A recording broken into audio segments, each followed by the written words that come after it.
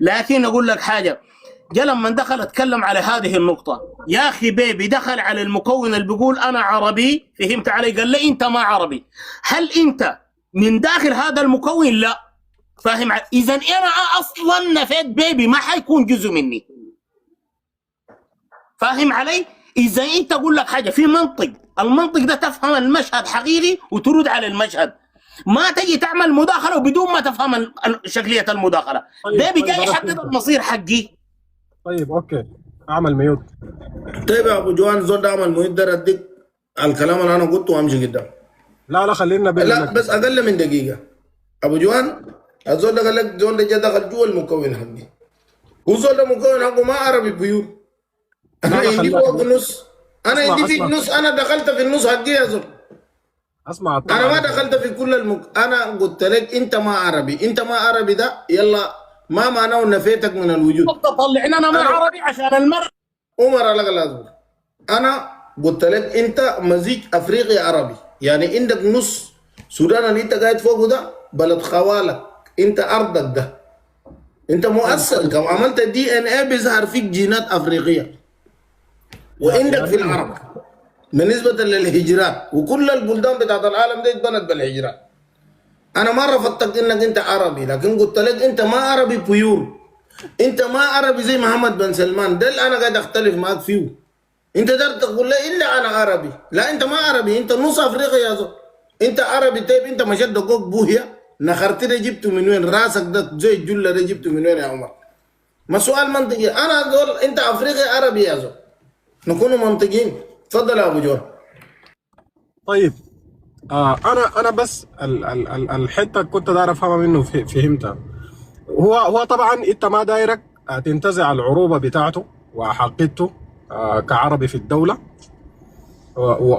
وتفرغنه تطلع افريقي يعني.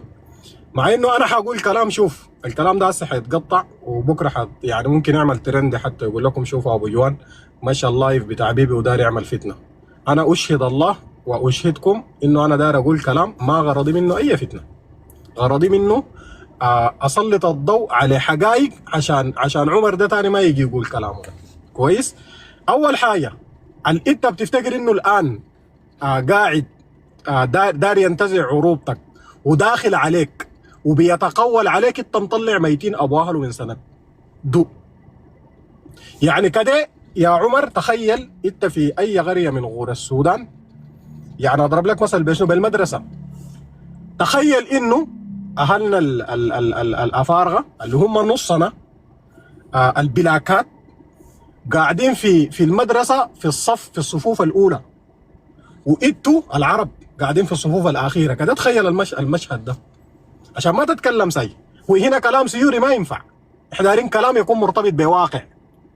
انت بتستعبد معنا في ذات الطابور، واللي بيرددوا معانا نفس نشيد العلم لما نمشي للفصول بنقعد نحن في الصفوف الاماميه وهم بيقعدوا ورا، بيقعدوا ورا هناك. الكلام ده حاصل في حلتك ولا ما حاصل؟ تمييز اكتر من كده كيف؟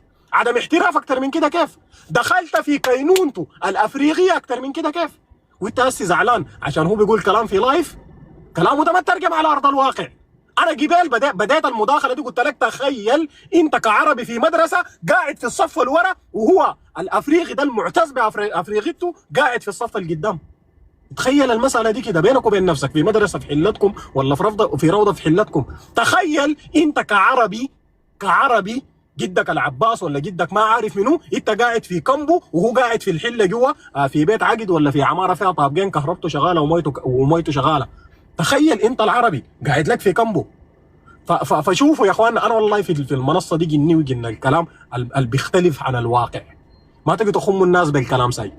يعني احنا وانت وقلت وطعنت فينا وبتتكلم عن العرب وبتتكلم عن الواقع شنو؟ الواقع شنو؟ شيء سيبك من كلام بيبي في لايف زول قاعد في فرنسا. الواقع الان في الدوله السودانيه شنو؟ انت ما محترف به. الواقع الان في الدوله السودانيه شنو؟ انت ما متقبله كافريقي. عشان ما تجي تقول لي بيبي انت ما قدرت تتقبلنا كعرب ليه؟ ما انت طول عمرك ما متقبله كافريقي. انت طول عمرك بتضطهده عشان هو افريقي. انت طول عمرك انت بتنعت بالعاب يا اخي. بيبي ده هسي القاعد ده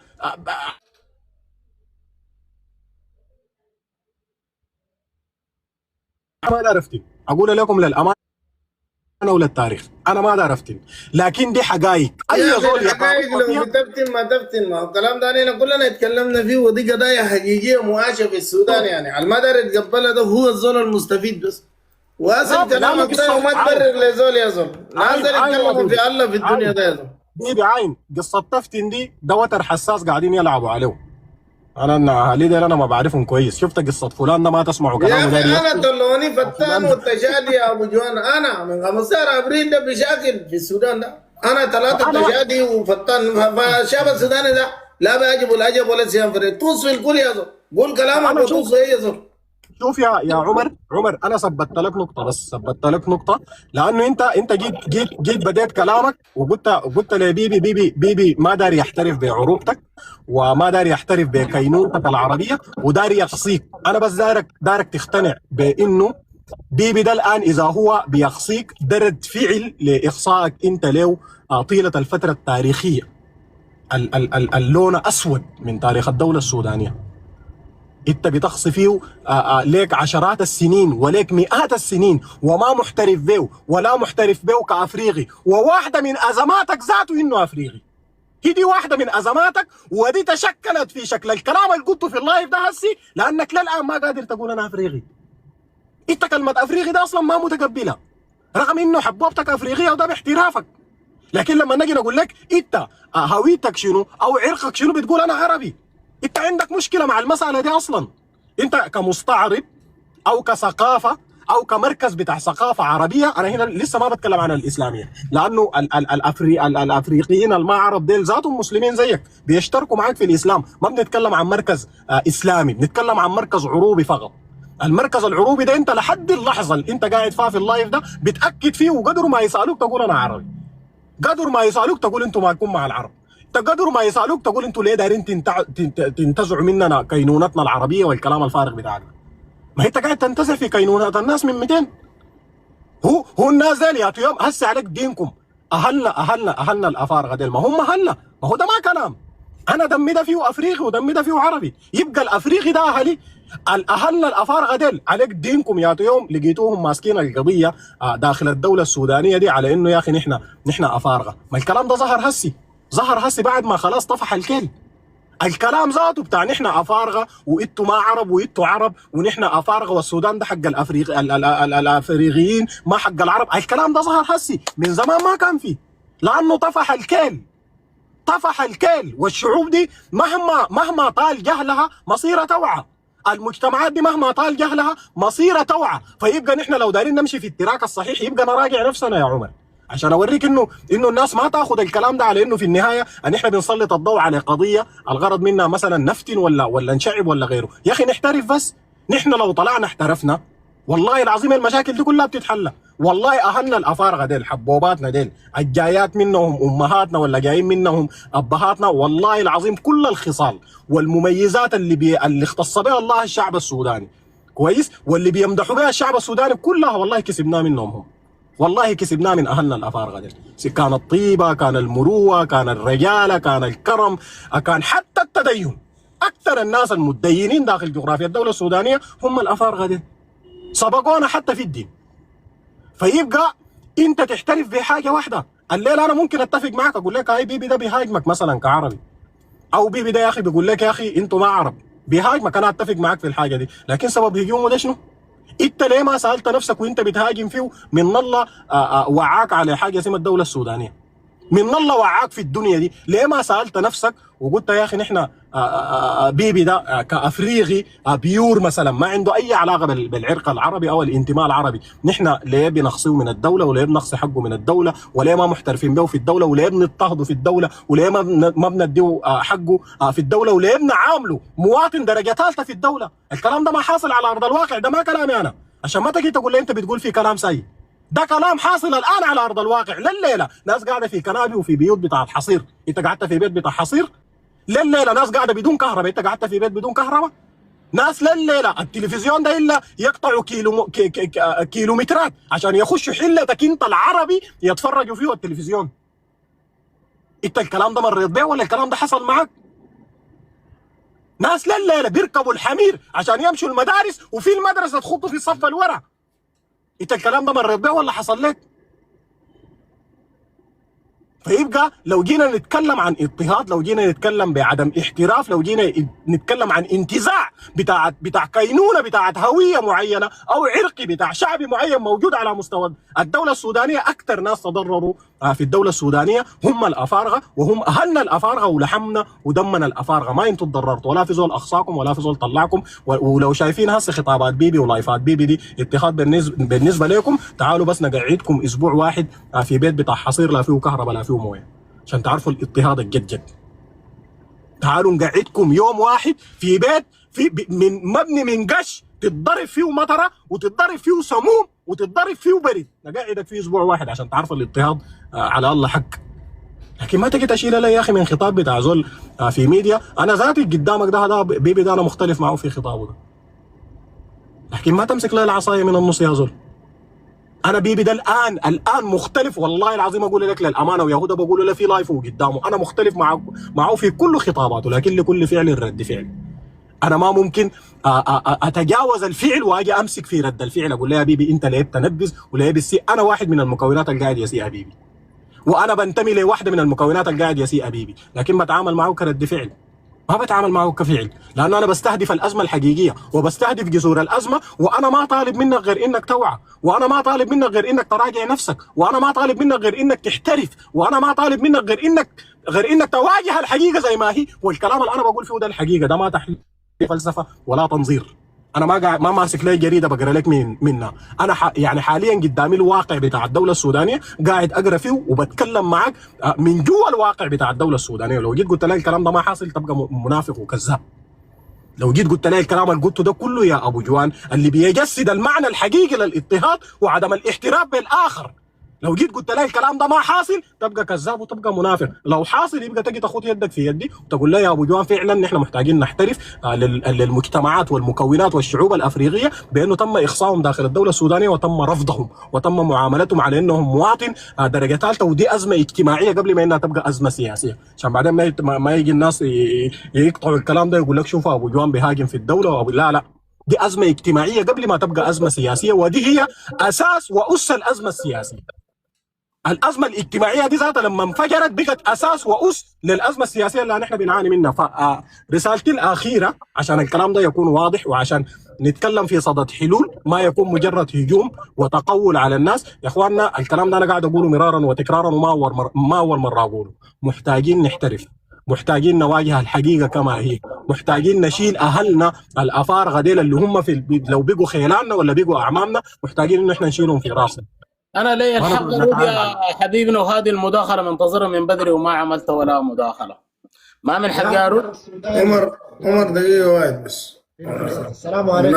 نادر دقيقه فرصتي يا حبيبي. دار اقول كلمه وندق يا نادر فرصه. عمر بعد نادر ما عندك مشكله، وبعد نمشي لاخونا المجاهد ده. أول حاجة بالنسبة للناس الموجودين في المنصة من قبل شايف لي بعض التعليقات ده كلام جنجويتي ده ما كان هنكم الجنجويت وهنكم اليوم اللي أنا معكم كلهم انتوا خوالات. جنجويت ده الناس منو ما زول الودام البرهان سعودية ده ما جنجويت. احترامنا لأبو كلتم رغم خلافنا معه يعني قد يظلت بدانا ده ما يتحسس به، لكن الرسالة ده نوصلها. جنجويت منو انتوا دارين تورونا؟ في جنجويت أكبر من سافرنا ولا في جنجويت أكبر من النرقوبة يا زلمة؟ وهي اي زول برفع جنجويدي تايب دقيقة بس. شوف انا في اللايف ده برفع اي زول عشان نوريكم الديسكو اللي انتم ما تعرفوا ذاته. بعد ده انا طبعا انتم ما تعرفوني كويس، انا زول بتاع كبراس جد. هم ذاتهم بيعرفوا الجنجويد دي شنو؟ اساسا اقول لهم الجنجويد دي شنو؟ الناس اللي بيعرفوا ده الاربع سنة اللي انا بجلب لكم في الجنجويد. دقيقة بس يا ود الخالة. الاربع سنة انا بجلب لكم في الجنجويد ده مش عشان جنجويد ضعيفين هجة، عشان انا ويونس سقار ده زول حقار جدا. فهسه وقت جيتنا جقلبك انت اول تتفنقس بس فنقس عشان نوريك البلد اللي انت ما تعرفه ذاته. بلد مش بقى فيه الظلم، الزول اللي بيقاتل من اجله بيموت عشانه بيطلعوا تاجر مخدرات، والزول اللي بيقتل الشعب السوداني بدوم سيارات. انا نوريكم البلد ذاته، لا انا اخليكم تفنقسوا. وده اي زول جا في اللايف ده تصنفوا جنجويتي ما جنجويتي يجي يقول رايه. الكلام اللي بحرككم ده طبعا اي كلام دي مجموعة معينة في السودان ده بتصنفوا.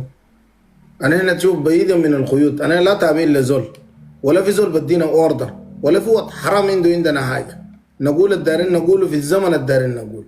جنجويد ده ذاته يوم عمل موقف بتاعت رجال قاعدين نقول له جنجويد ده رغم إنه كده لكن جنجويد أفضل منكم في الحتة كده ما قاعدين نقصيزه.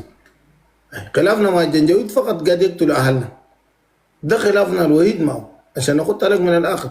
أنا جنجويد ده من الله خلق الدنيا ده أنا عايش ما في كوكب واحد، لأن قتلوا أهلنا أنا كفرت مميتينهم ذات، لأنه قالوا بهاربوا فلول جا هاربوا ناس في جنينة وهاربوا ناس في زمزم وهاربوا ناس في الفاشر وهاربوا ناس بوصلة فلتت منهم قتلوا أهلنا. وأنا هنا ركبنا مع راس قلنا أنا هنا جيش لا خناك لا بينا قديتك 4 سنة من عمرنا ده أفنينا وهنا ده نمنا مستشفى مرتين قاعدين نقاتل من أجلك. في الأخير الجنجويد اللي كنا بنقاتلهم ده جبتم توجتم بأنهم يمشوا السعودية وأديتهم عربات. هنا في المنصة ده أبو جوان ده أكتر زول أنا اختلفت معه. أنتم منو فيكم في المنصة ده سب أبو جوان بأمه عشان قضية بتاع السودان؟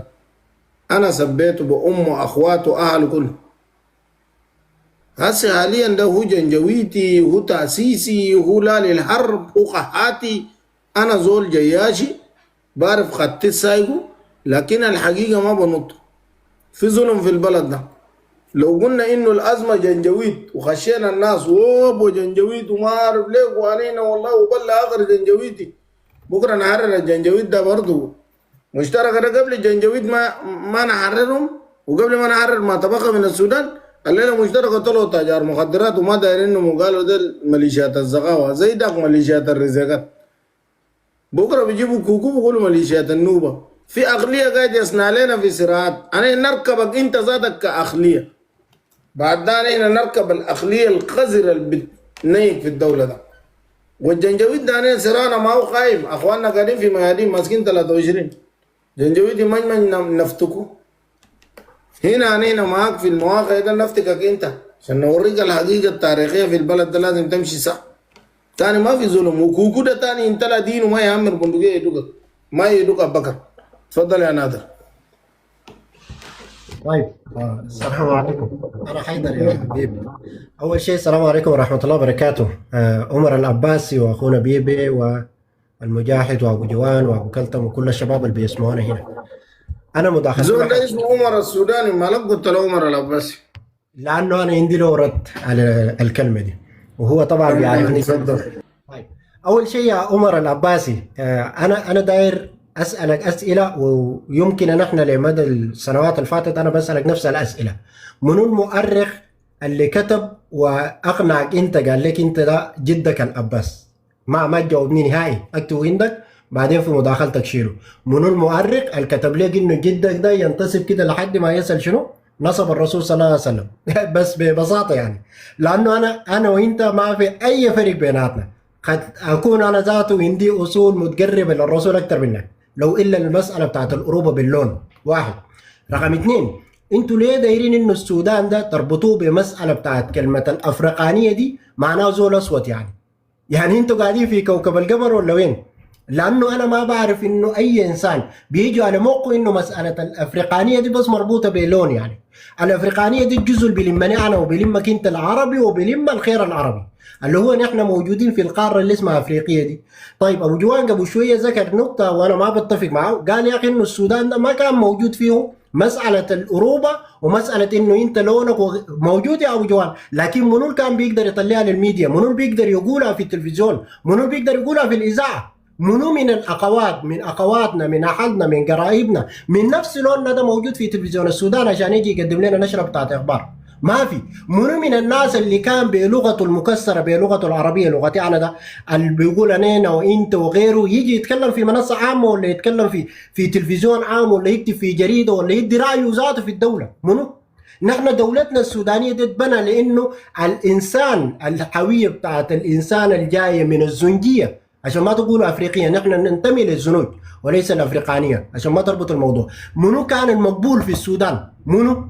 ما نحن لغتنا دي ما العربية ما فيها إشكال نعتز بها، في ناس عندهم لغات أساسية موجودة. طيب الدولة السودانية ب 48 مليون شخص موجود 48 مليون ليه ما وظفوا فيهم 5 أشخاص يمثلوا القاره بتاعت الافريقانيه اللي انت شايفها دي او لوني انا ده ليه ما موجودين؟ هل عدم كفاءه علميه؟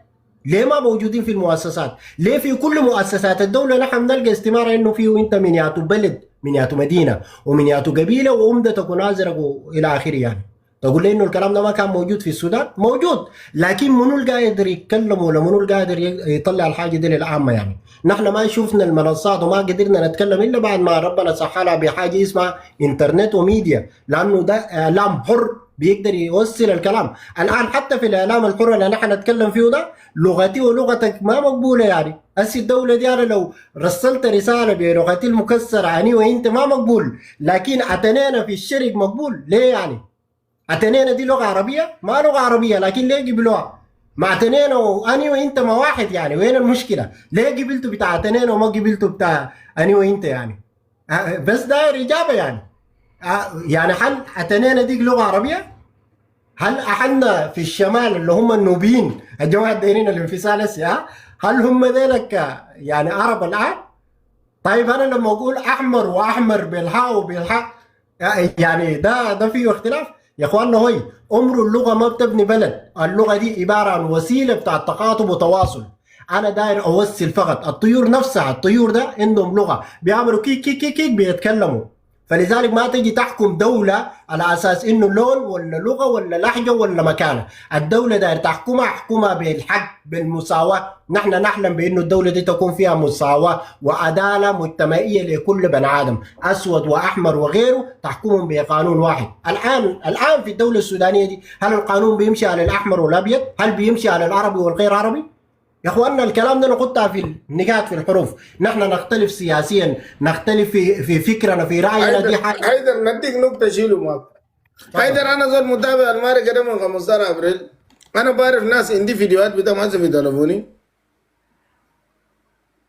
زوجة جنجويد كركده الليله ده ختم ملازميه. وبعرف زول اقسم بالله جدي ما.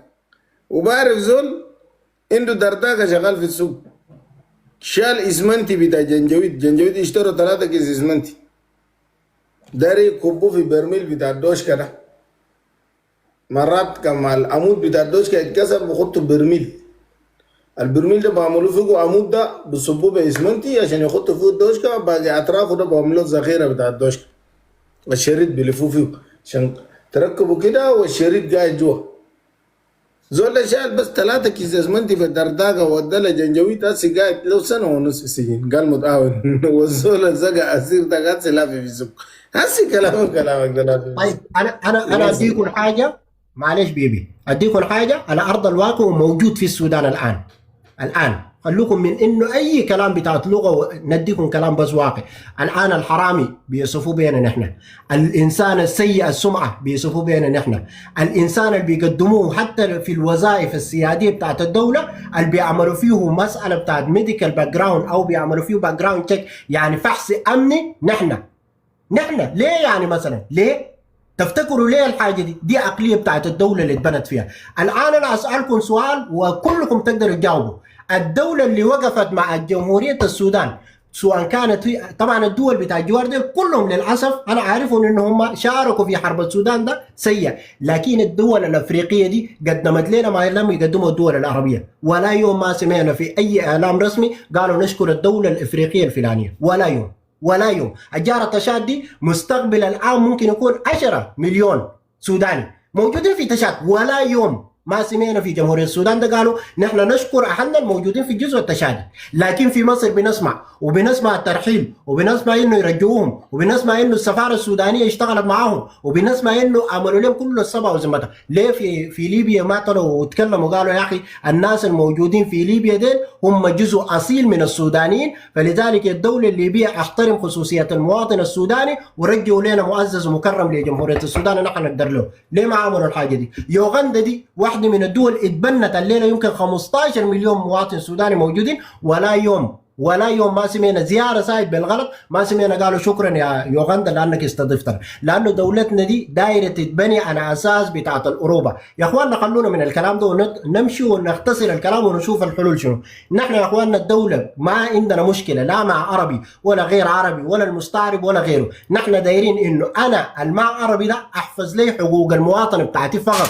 ما داير منك انك تعربني، ما داير منك انك تسلب حويه بتاعتي، ما داير منك انك تدخل لي حويه على اساس انه انا لابد امشي عليه. لا، انا ممكن ما اتكلم اللغه العربيه، اتكلم باللغه المحليه بتاعتي بلهجتي بغيره، لكن انا وانت متساويين في الحقوق والواجبات. ونحن نطمح لانه دوله تكون عندها قانون رادع، لانه اي زول في الدوله دي يحاسب بقانون الدوله، مش محاسبه بلون ولا بشكل ولا بلغه ولا بلهجه ولا بمنطقه. ودي الحاجه اللي نحن كلنا مهما اختلفنا دي الدوله اللي نحن بنسالها، ودي الدوله اللي نحن دايرينه، مش انه يجي واحد يقول لنا والله انا لانه عربي عشان يأصل الأوروبة بتاعته يديه امتياز علي انا اللي ما عربي ده يعني. وحسي عمر السوداني ده بيستخدم كلمه عربي ليه؟ عشان يديه امتياز انه هو افضل مني انا بس يعني شنو يعني؟ ما هسه انا وانت قاعدين، طيب شنو يعني استخدمت كلمة عربي مثلا عشان يديه حقوق مواطنة في الدولة السودانية؟ انه حيدر ده يا اخي ممكن يكون جذوره من تشات يعني او من افريقيا الوسطى، لكن انا صاحب البلد.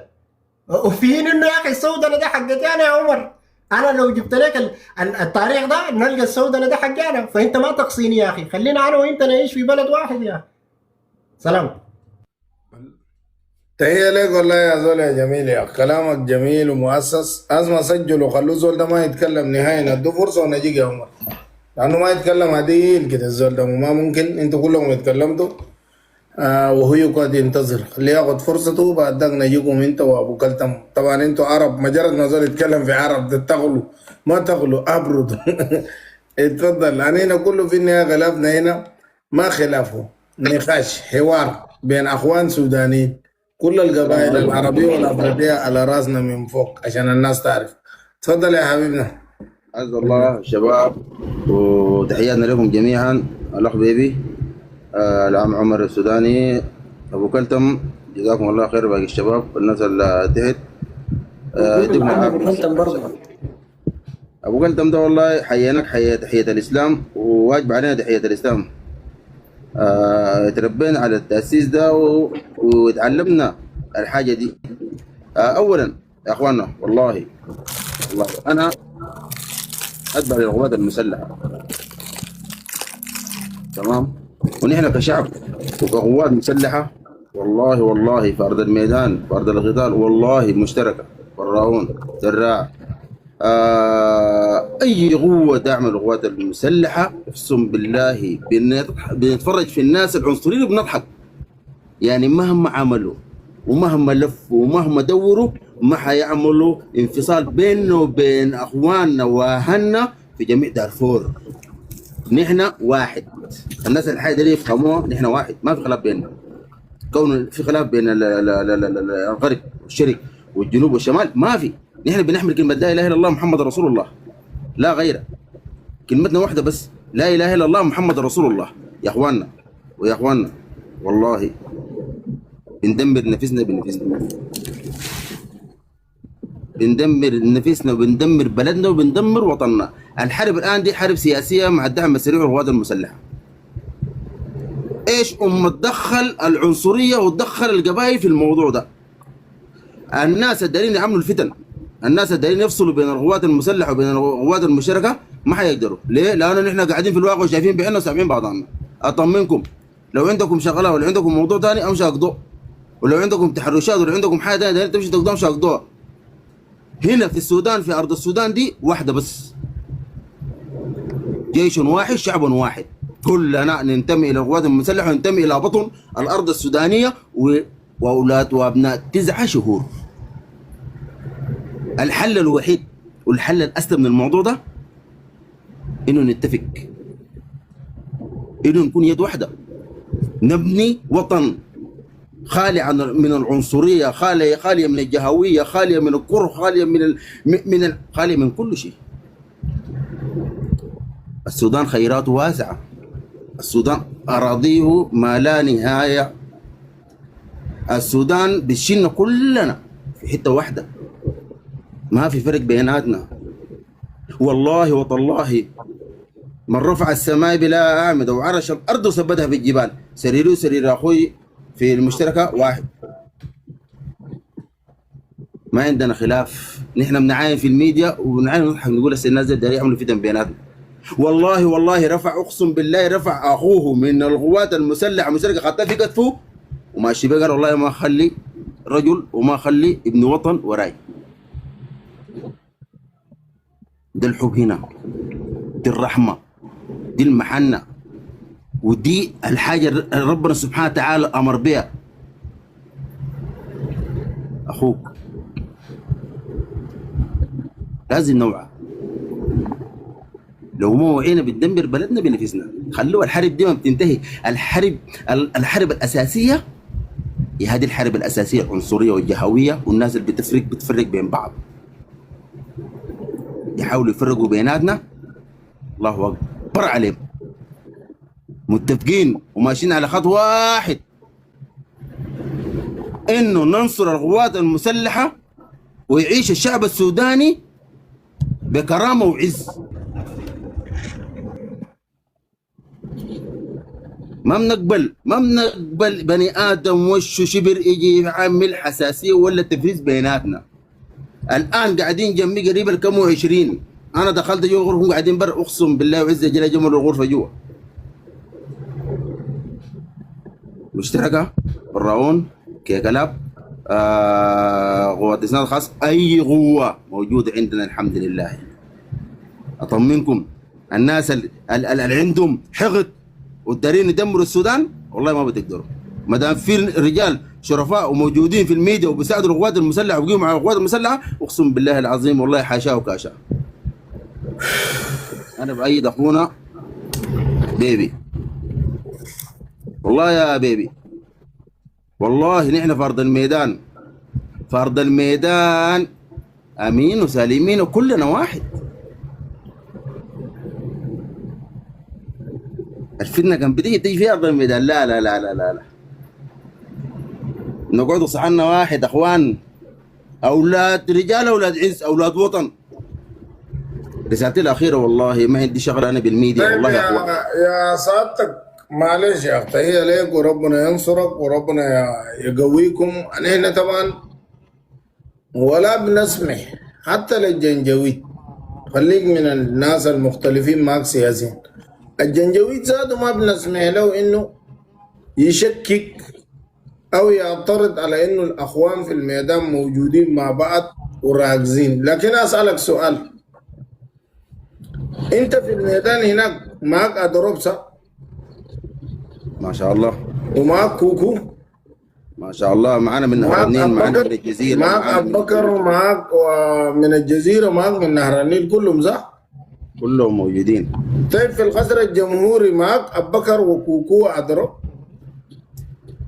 في القصر الجمهوري لا علم انا بالقصر الجمهوري بالحياه الوراء. انا ما ده المشكله هنا. الميدان الان انا موجود هنا، انت زول الميدان ده زولنا وحبة بندولنا. انا هنا واقفين معاك ونموت قدامك.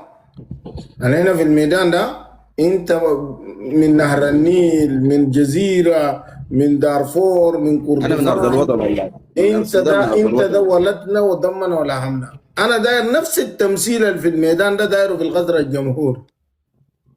انا داير كوكو ابو بكر وادروب ونهر النيل والجزيره كله دايرهم في القصر الجمهوري. انت عارف هيبقى كيف؟ انت عارف هيبقى كيف؟ دقيقة. انا دايرهم يطلعوا في التلفزيون زي ما انت هسه تطلع في اللايفات. انا هنا كلنا واحد وجسم واحد. واحد عربي بيبوس له افريقي في راسه بيقول انا هنا اخوان ما في عنصريه. واحد افريقي بيبوس له عربي. ماشيين بحب. انتوا ما انتوا جنود الوطن، انتوا همات الوطن، همات الارض والارض. انا داير ذاته هناك في المكاتب المكيفه والعربات البراده والنسوان اللي بحننوا لهنا ده. داير كوكو اضرب، داير مرته ياخد هنا لهنا، داير كوكو مرته ياخد هنا لهنا. انا داير كوكو ده ذاته يحيو عمره كله بحيي ناس. انا داير ابو بكر ده ذاته بخشوا بيقولوا فكي يا اخي، كم الفكي ذاته الله فيكم ثم الفكي يا اخي. انا ما داير فكي، انا داير نلقى لواء يا فكي بتاع شنو يا فكي ده ما طلع ديننا ذاته في دارفور ده. هنا امهاتنا قاعدين في معسكرات. فكي جاب لهم شنو غير مهاي مويه ازرق بفحم بغسلوا لنا بخشبه كده، قال لك ده دوايه، قال بحميك من طلقه، بحميك من زفت الطين، يلا كله قتلوا لنا فوق هذا. انا داير ذات وشفت ابو بكر يكون لواء، كوكو يكون لواء، هيري يكون لواء. انا داير نشارك معك يا اخوي زي ما مشارك معك في الميدان. الناس كلنا نكون واحد، طالبين اي من اي جهه يكونوا داخل الفصل كل الحب والاحترام لك. انت اكدت لي انه في الميدان موجود نهر النيل، موجود الوسط، موجود دارفور، موجود كردفان، موجود النيل الازرق. انا داير نفس التمثيل ده يكون في القصر الجمهوري. تلفزيون السودان ده انا داير والدبوك يجي ادين الناس ابو كلتم ده يلقوا نفسهم الجنزير التغيير البقيل لا ياتوا في تلفزيون السودان. انا داير حقنا ذاته، داير كوكو، داير ابو بكر، داير ادرو. انا هنا دايرين تمثيل حقيقي في الدوله ده. ما زمن الدوله ده يكون فيه حرب نمشي نقاتل كلنا كده كابناء السودان الشرفاء من نهر النيل من وسط من غيره، نموت في الجبهات الاماميه. وزمن السلطه بجي بمشي لناس معينين، كلام ده ما مقبول تاني. انا هنا بس هنا ضد اعتراض. لازم يكون في حته واحده في ارض الميدان او في القصر او في السياسه او في يا جياشة ومورالين وبراون ودراون. انا الزول الوحيد من دارفور اللي عنده الجرأة بقول تهي للمشتركه والبراون والدراون والجيش. في ناس بخجلوا من كلمه براون ما بقولوا. انا قلت لهم عمر البشير ذاته لو جه في المعركه ده شال بندقيه انا بدعمه مع انه قتل اهلي. انا زول دايم الشعب السوداني ده ودايمكم انتوا في الميدان ده والله لا غبار عليكم بقيادتكم. انا عندي مشكله فقط في سيستم بتاع اداره الدوله، انه الجندي اللي بقاتل ده يجب يلقى نفسه في التلفزيون. يعني ما ممكن هو يكون جندي. بيبي شفت بعد ما يتم السلام والامان في البلاد، اي ولايه واي جنوب شمال شرق غرب اي حته لازم يكونوا داخل السياسه وداخل الدوله. لازم الناس كلها تتوحد تبقى واحده بس من كل القبائل ومن كل الاجناس ومن كل مناطق السودان. لازم توحدنا يبقى واحد، لازم نبقوا يد واحده عشان نقدر نمشي لقدام ونعبر قدام. يا اخوي تهيأ لك وتهيأ لكل الشباب اللي معاك موجودين، وربنا ينصركم وربنا يقويكم، والله دعواتكم معانا ودعواتنا معاكم ودعواتكم معانا. انا معاكم قلبا وقالبا. واحد من المشترك هنا بحييك، قال لك يا حبيبي، قال لك بعدين قلت تجي السودان، قال لك انا ما جاي السودان يا زول، انا ما جاي السودان. لا بتجي يا زول، بتجي ان شاء الله. انا ما جاي، انا السودان تركني يا زول بانتينوف، والله ما جايكم الا يوم القيامه. انا بس بقعد بدعمكم من برا بس. دعمك من برا برضه والله يا اخي. من برا ده زولكم. انا نجي السودان كيف؟ انا بقعد هنا بركب لكم بس. شفت اي خيانه بعمل كده. قال لك خلاص قال لك رسل لي بالذات، قال لك رسل لي ودي رساله لازم اوصلها. قال لك رسل لي القدمر ان شاء الله في طياره. قول له يوصلك، لكن انا ده ما جاي السودان ما جاي. بيتنا ذاته جنجويد بقوا حمامات ما جاي نهائي. نحييك يا اخ العزيز، نحييك. تفضل يا عمر، مالك متاسف كده. الله يديك العافيه وتحياتنا للشباب الماضي. شكرا. سلام حياك الله. تفضل راسك يا اخي. انت يا عمر مشيت السعوديه مره؟ لا والله. مالك مركب لنا حياش يا زول. قول لنا الله يحفظك. انا السودانيين نقولوا الله يحفظك. شنو حياك الله؟ وبكره النظام السعودي من اعناق. طيب ما قول لنا الله يحفظك. شنو حياش لك 4 يوم شغال لنا حياك الله. اياك انا اغلبيه حواراتي مع مكونات عربيه والجماعه. خلاص يا اخي داك لما تكون في جروبات العرب جيت يا جماعه امشي معنا في السيستم بتاعنا يا عمر. ما ممكن. انا من قبل تقول لي حياش، انا قاعد الله يحفظك. الله يحفظك يا اخي. حياك الله. الله يحفظك ان شاء الله. يا اخي ما تقول حياك، انا قايلك تنبذني. قول لي الله يحفظك. طيب شكرا. ابو جوان، انا والله ما عملت المداخله اللي ارد عليك، لكن هذه من الاول وكنت داير اقولها. انا لما دخلت مع بيبي دخلت معاه في صراعات ليديني طريقه اقدر اتحاور معه بصريح العباره. اللي قدر معرفتي في المنطق. بيبي خليني اكمل الله يعزك لو سمحت. فين ما يقدر. طيب شكرا. شوف يا ابو جوان، انا لحد داخل في البيت ده 2023 في لندن، انا متخيل وخاتي نسبه 90% من مكوننا عنصري.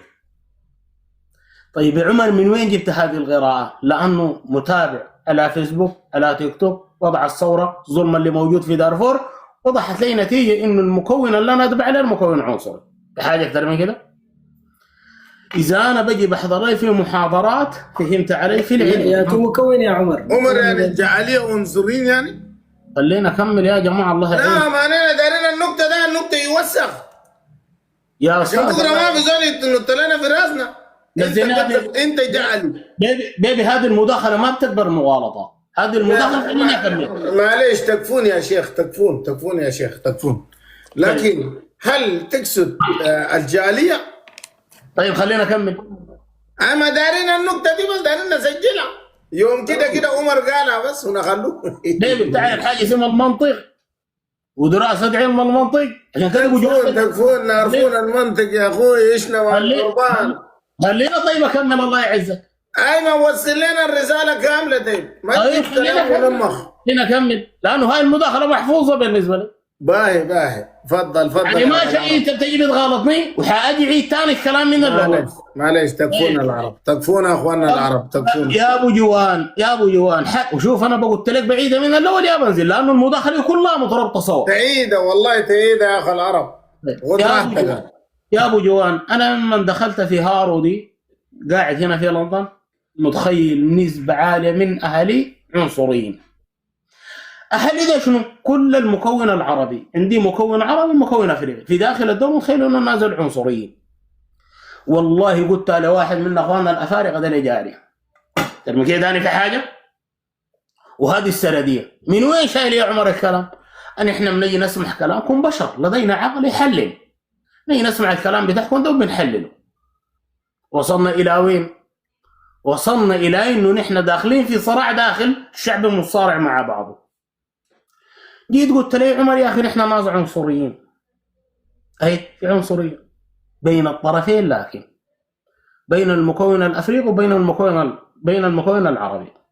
اول مكون الزنجي هو المكون العربي، وهذا الاختلاف قبيل اخونا نادر لما كان بيتكلم في عربي وزنجي وافريقي هذه اللي فيها خلاف عالمي، خلاف في كلمه زنجي او يكون افريقي فيها خلاف حوله.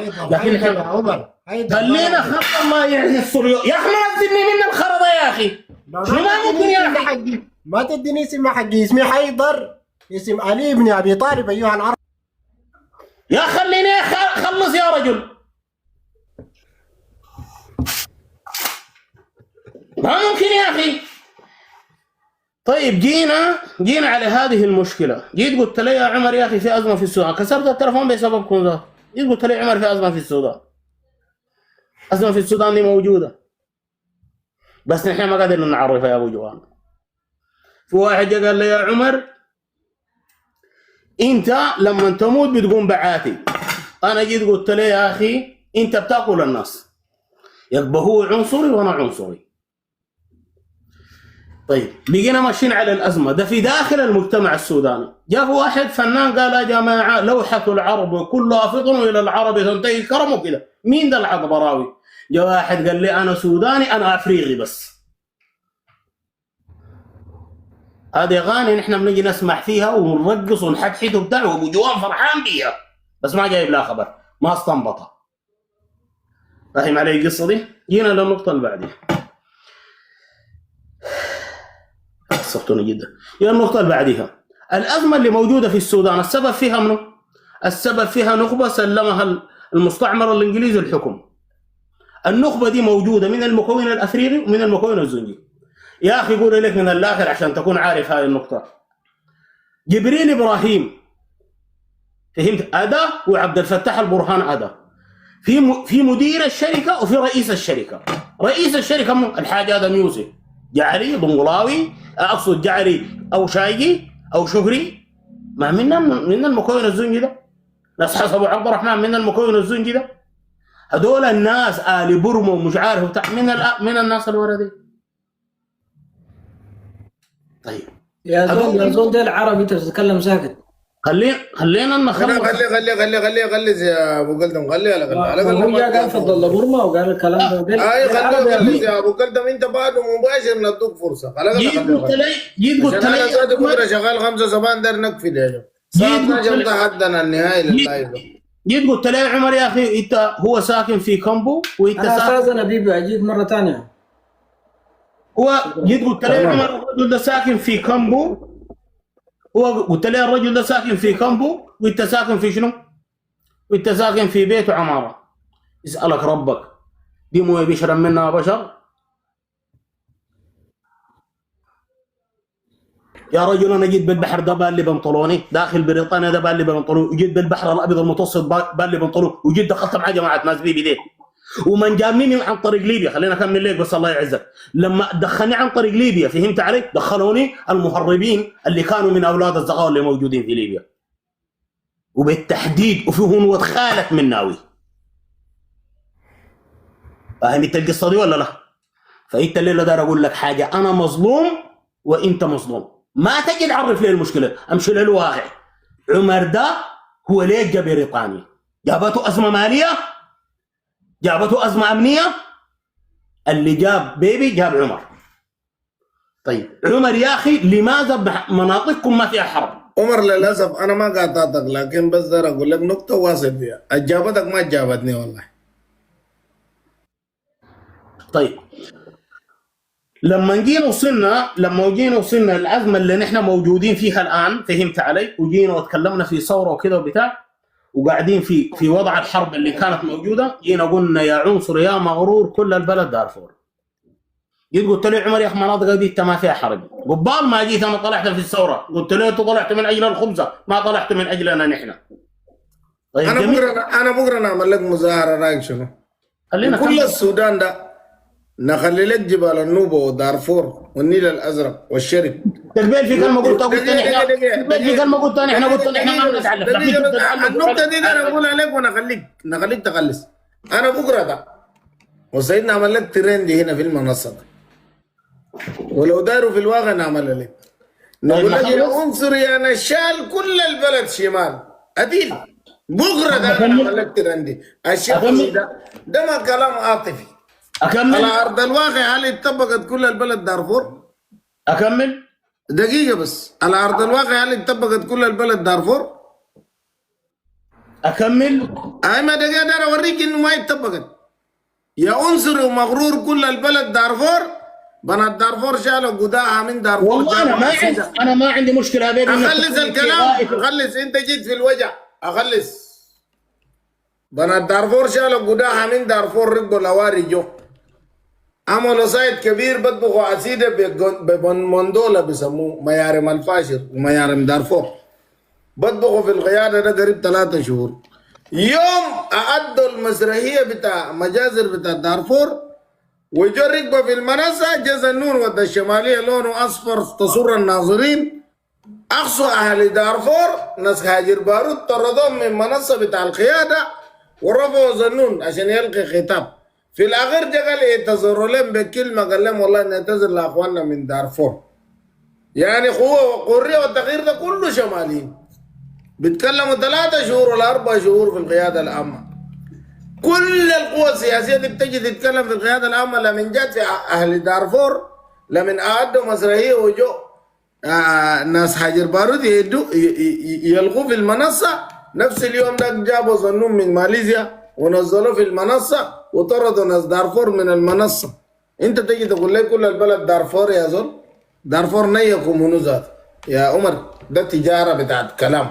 انا لمن انت تلقاني نتسالم بالهدن انت وانا اصدقاء، لكن ده ما معناه انه ما في عنصريه في السودان. الشعب السوداني ده في جزء منهم صادق. اخي لو ما في عنصريه انا قاعد معاك السيد بتصارح فيني، بتقول لي انت ما عربي؟ في عنصريه شنو تسع ما رافضني؟ عنصريه المشي تكون كيف يعني؟ يا ارفض فيك في نوع زي الجمله انا قرفتك انت، انا قرفتك تسع ما ربع العنصريه انت رافضنا عديل. عمر اسالك سؤال كده، اسالك سؤال منطقي وموضوعي. راسك زي الجله ده، انا قرفتك انت عربك بلوك يا زول، انت سيك مؤلف فيك انت ده كده قاعد افريقي. انا ارفض فيك شنو يا زول؟ راسك زي مع دوات الاسلاميين اللي في غرب السودان دول ما بيحلوا لكم مشكله يا اخي. مش اسلاميين وجبريل منهم انت كده. انا ذاتك انك لو جاي تتحاور معهم عشان تحل مشكله الوطن لن تحلها. دول اسباب الازمه. يعني عمر انا غير اسالك سؤال. هو الانسان ده بدافع عنه في دارفور؟ في انسان بيقتل انسان بيجي بدافع من اجله؟ في انسان بيقتل انسان بيقول هذا يجيب لك حريه؟ يا اخي ما قطعت طرق انتوا. حركتي الزغاوه ده ما قطعت طرق. عندكم شنو؟ ما تخلونا نكمل نخرب باقي الحديث ده عشان نتكلم كلام منطق ونحلل شكليه المشهد داخل الدوله السودانيه. يا بيبي دقيقة حركتي الزغاوة شنو؟ أنا داير أسجل النقطة دي عشان أرد فيها. الرباط قطع طريق، حركتي الزغاوة رباط قطع طريق ودوات الاسلاميين ابراهيم سجلته حركتي الزغاوة الرباطة والحركات بتاع الزغاوه يعني دايرالي 2 3 نسع لما جيت قلت أخوي أنت قلت نقطتك من شغال في التهريب بين ليبيا واوروبا قلت لك جماعه مناوي في ليبيا اكثر من كده يقول لك شنو؟ مناوي ده استلم القروش فهمت؟ هو وجبريل استلموا القروش في باريس قبل لهم جد عشر. ابعد خليني اتكلم معك بهاي الطريقه. مناوي وجبريل قطعت طرق حركتي الزغاوة بتهري صباح انت هنا قاعد هنا بتهري صباح ومساء فهمت؟ بتهري صباح ومساء وما مدينك تلاقي ولا جنيه لكن شغال ترغي بس. يا جماعه انا داير عمر ده يخلص ما عندك اي حاجه. عمر السرادة انا داير اقفله لك الليله الجيم ده انا بقفله لك نهائي. حركتي الزغاوه الرباطه وقطع الطرق الاثنين بيدعموكم الجماعه الجلابه اللي انتم بتتكلموا عنهم الموجودين في المركز.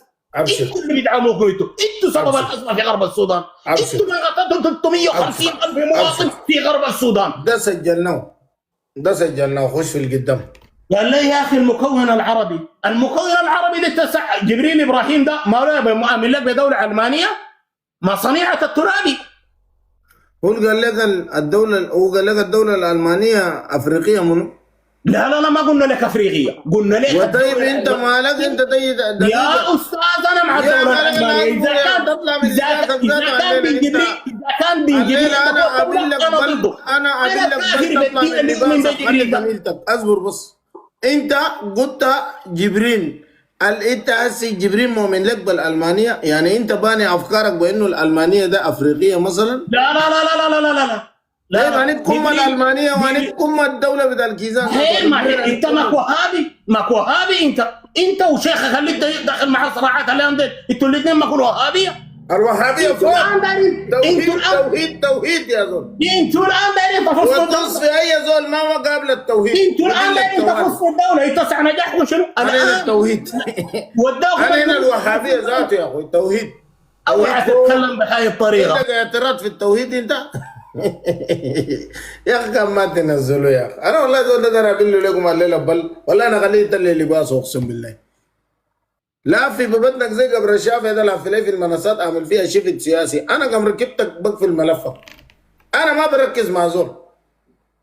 والله انا اركز معك زي النيو بتاع التحديات ده. مش يومين ده بيجي بننقل في المنصات انا ما داير الجاره نقاشات والله اركبك اقفل ملفك. ما ركزت معك انت مركز مع الزغاوه كثير. طيب تعال انا اوريك انجازات. انت جيت في القبيله وانا كمان عنصري اوريك بس انجازات قبيله. عرفوا لي عمر ده فوق مشرفين الزول اللي نزل عمر ده عرفوا فوق. الزول اللي نزل عرفوا عمر ده فوق يا جماعه. عرفوا لي فوق زول.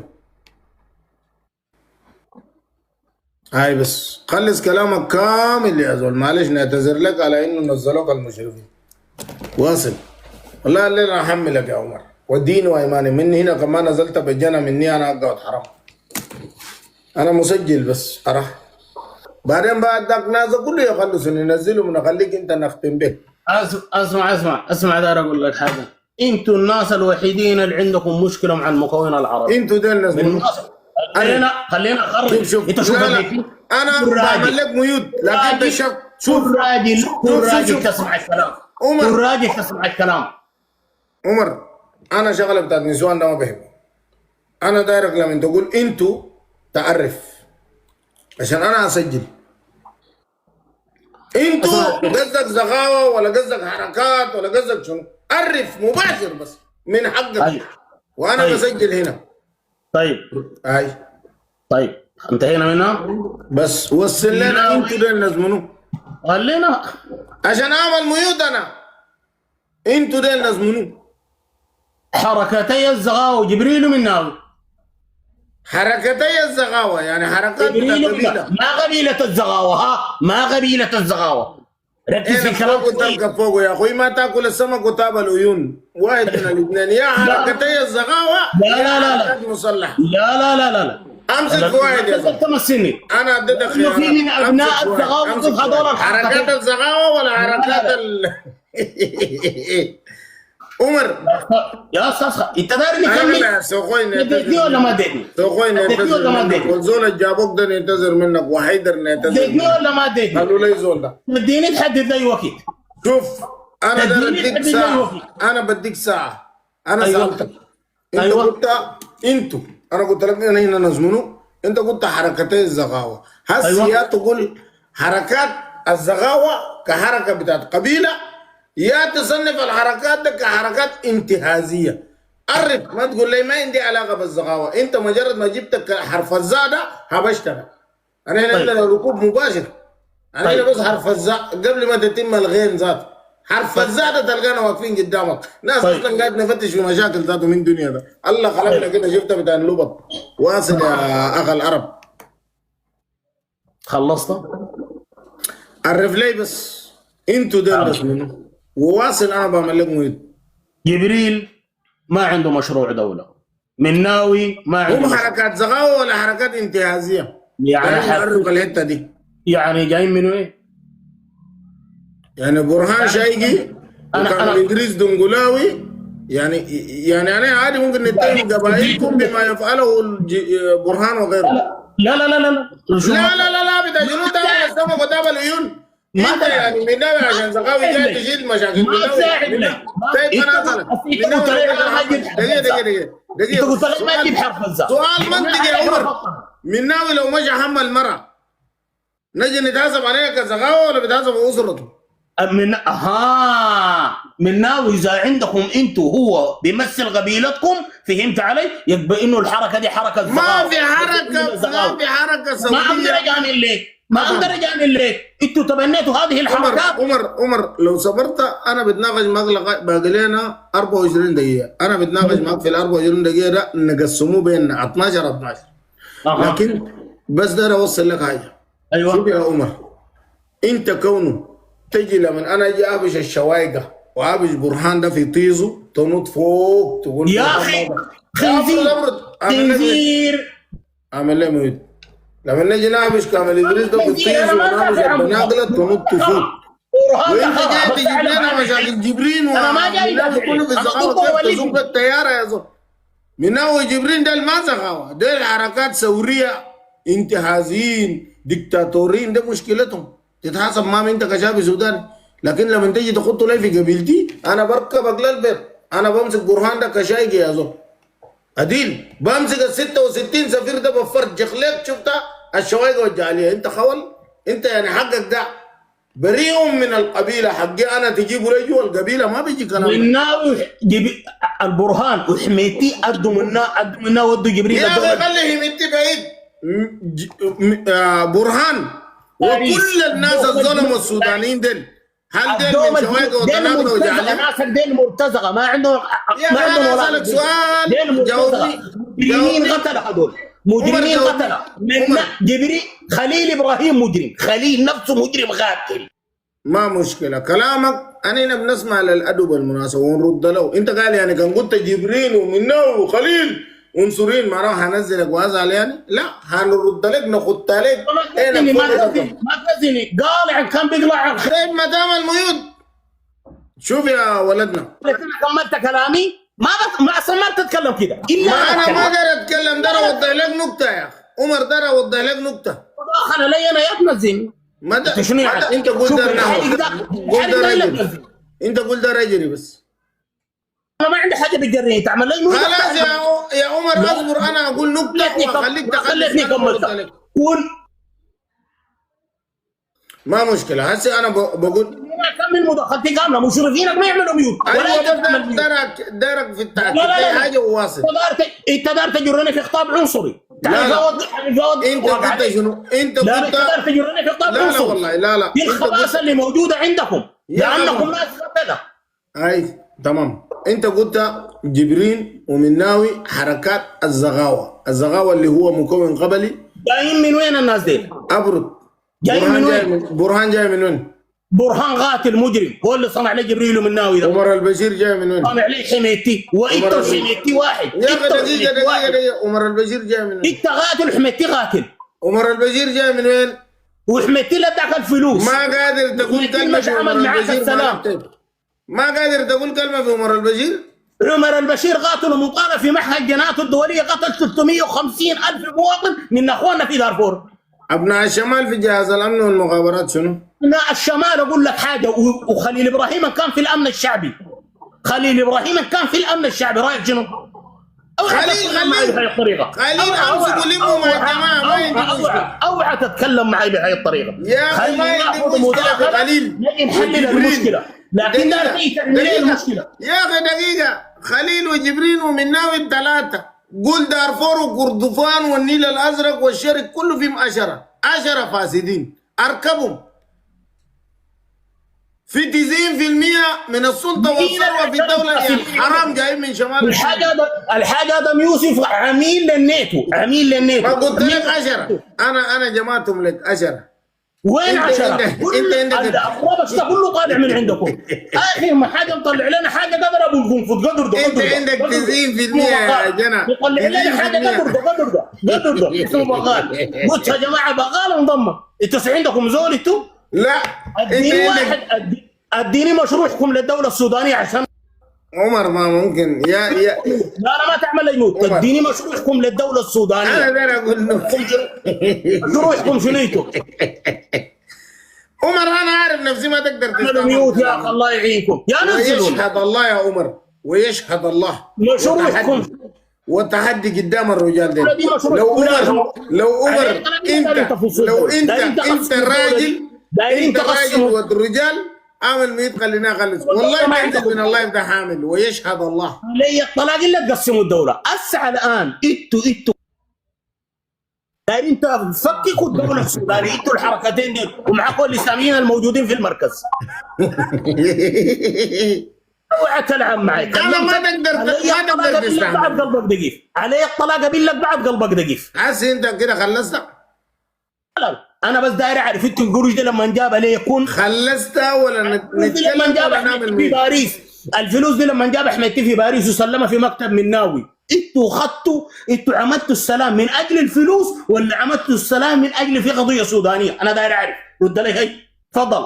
كده انت خلاص خلصتها. لا سؤال واحد ترد لي عليه، ما تلعب. انا ما ادري سؤال، انا سجلته واصل. لا ترد على مباشر. كلامك كمل. لا كلامك كمل يا ولدنا. انا داير ادعم مشتركه. يا اخي كلامك كمل. لا داير ادعم مشتركه. عمر ده جدال بيزنطي يا زول. لا وانت كم عملت بيزنطي ليش فاتح انت مش عندك فرصه؟ انت لو ما كنت داير تعمل يا اخي القروش جابوا همتي، جاب عبد العزيز عشر واللي واجد عشر فنادق. القروش جابوا عبد العزيز عشر فنادق هو لقيته مع لقيته معاه اللي واجد عشر فنادق. عبد العزيز عشر جاب قروش من همتي، قبلتوا انتوا ناس قضيه ولا ناس مال؟ بس الله يعزك الرد عليه. سؤالك منطقي. خلصت كلامك تعمل ميوت ولا انت اي كلام ثاني تقول؟ لا ترد على السؤال مباشر. لا